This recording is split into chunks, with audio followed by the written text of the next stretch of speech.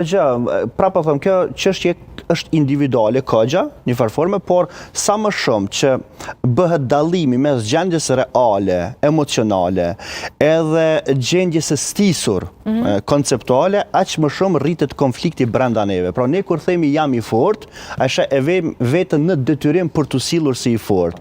E vemi vetën në detyrim për të paramenduar që është turp i madh, nëse të tjerët kuptojnë që është e kundërta prej asaj që kemi thënë, farforme. Dhe këtu rritet konflikti mental.